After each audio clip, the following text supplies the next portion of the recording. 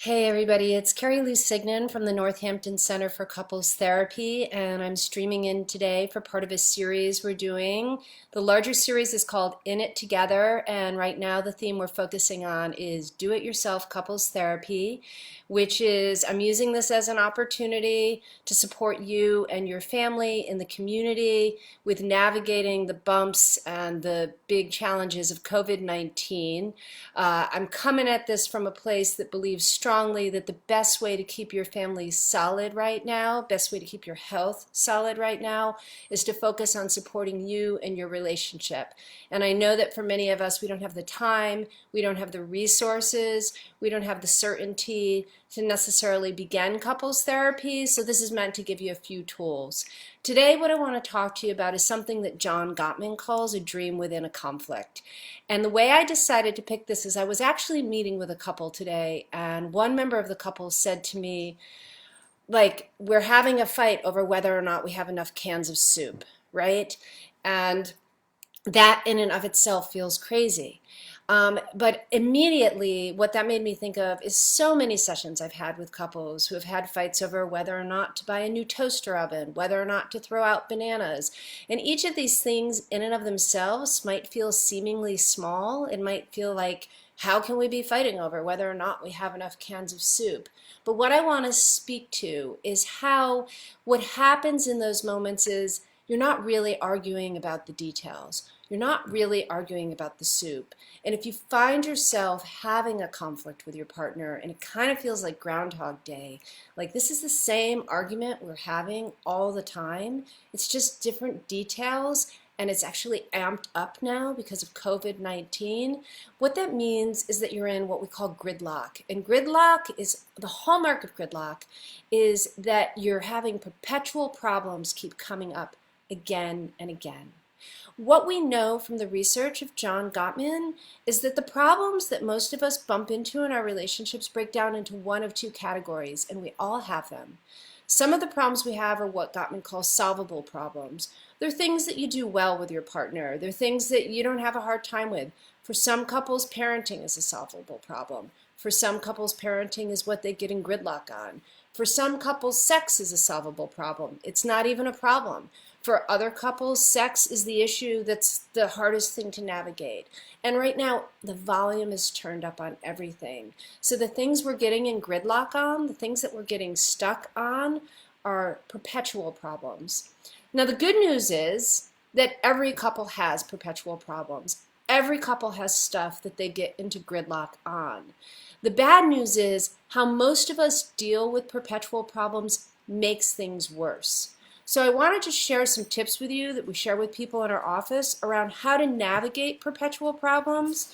I want you to think about what are the same themes that you're bumping into now that you're all home together, now that you're navigating financial stressors together, now that you're navigating kids together. I want you to think, what of these feels old and familiar?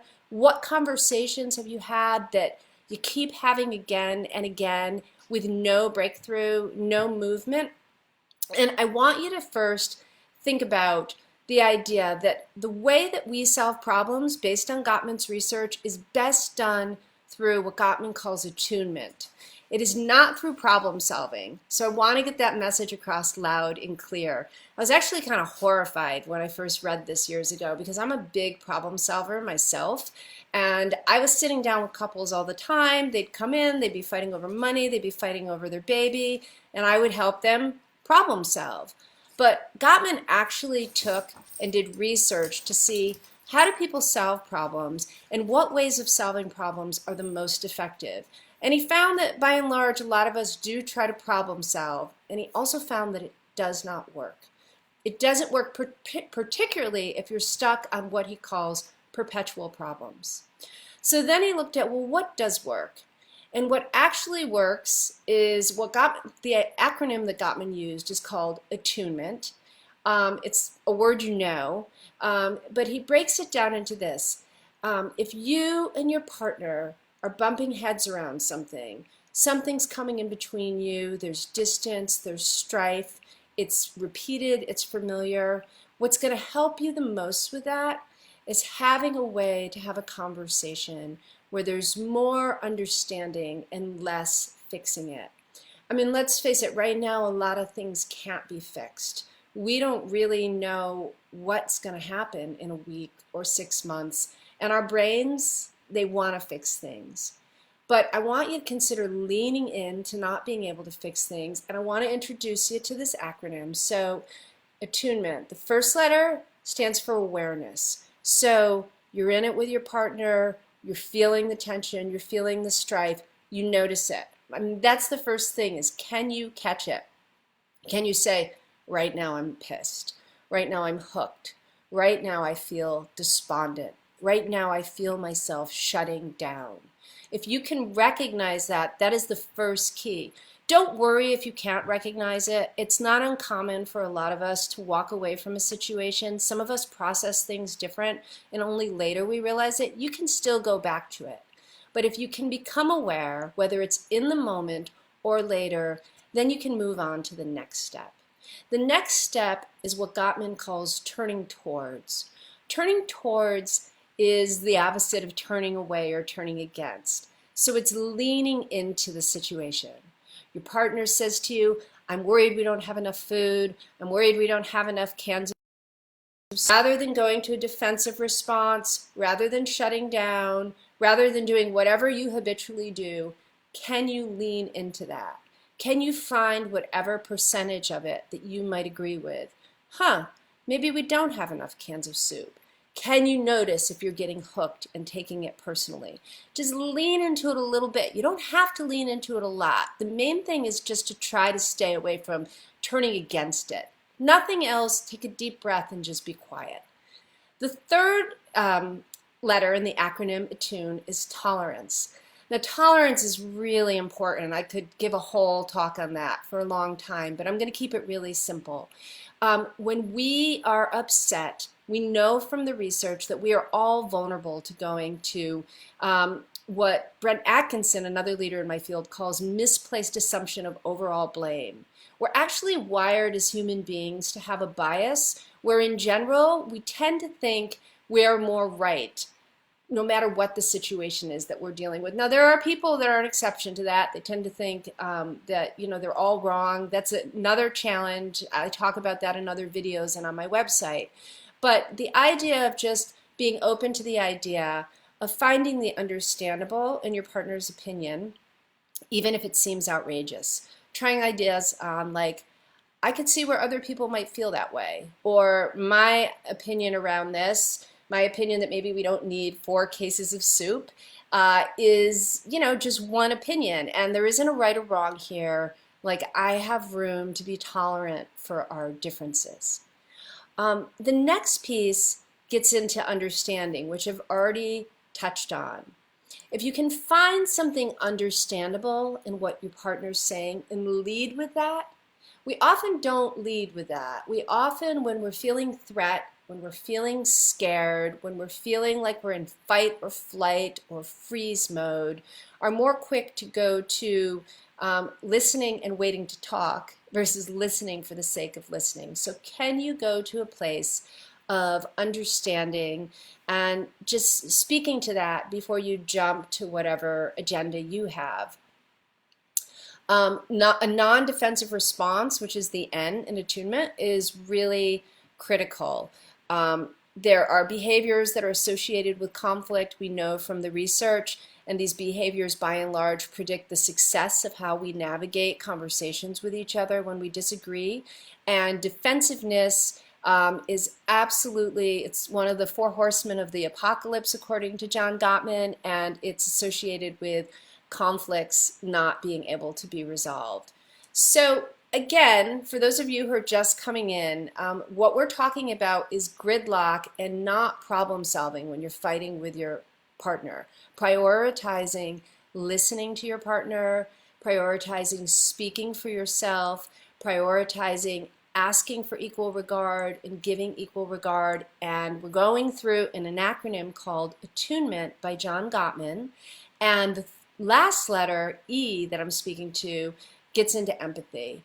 Now, if you had to ask me hands down what are some of the most powerful tools that we can have in our relationship tool belt, I would say empathy is at the top of the list. Empathy and self-compassion, and they often go together because the ability to give empathy to each other is often measured by how much empathy we can give to ourselves. So one question I want to ask any of you who are listening or who watch this later is, as you navigate this strife and tension, how able are you to be gentle with yourself, to acknowledge the common humanity going on here, that other people are feeling this too, that perhaps what you're doing is good enough and simultaneously could be improved upon, and have empathy for yourself and then extend it to your partner. And if you can tap into that into yourself, slow yourself down, and then reflect it back to your partner. Because a lot of times when our partners are coming at us from a place of aggression, and this is really the dream within a conflict that I was touching on at the beginning of this, what's happening is they're really upset about something that's much more symbolic. If we go back to that example I gave of a couple I was talking to earlier where one person was flipping out over whether or not they had enough cans of soup, and I say, it's not really about the cans of soup. You know, what is it about? It's probably about fears and safety. And fears and safety need to be responded to with comfort. And so the last thing I'm going to say as I wrap this up is perhaps the most powerful way you can comfort your partner. And it's great if you can comfort your partner, because if your partner is in good shape, hopefully that's going to come back and benefit you too. The most powerful way you can do that is a lot with nonverbals. We read each other's body language and voice tone and volume. And saying something like, why do you think we need more cans of soup, is really different than saying, I'm curious, can you tell me your thoughts about why you're thinking we might need to get some more soup or some more food? Our tone, the pacing of our voice, our ability to breathe and pause before we speak too soon, our ability to maintain eye contact, these things are so critical. It's so important to just take moments to slow down, prioritize your relationship right now. Prioritizing your relationship is the biggest thing you can do to take care of your kids and support your family right now. You two are in the foxhole together, and if you can take care of each other, it's going to trickle down and it's going to benefit your kids. I'll be back tomorrow with another video on do-it-yourself couples therapy and being in this together. For those of you that are coming up with struggles in your relationship beyond any blog or live stream that I can do in terms of it being helpful, know that your insurance is covering telehealth right now. Know that insurance is covering couples therapy online right now. It's covering individual therapy online right now. We're going to be offering all sorts of services, and if you have requests or questions, you can message or email me directly, and I'd be happy to speak with you. Okay? Until then, take good care of your hearts, and I'm thinking of all of you.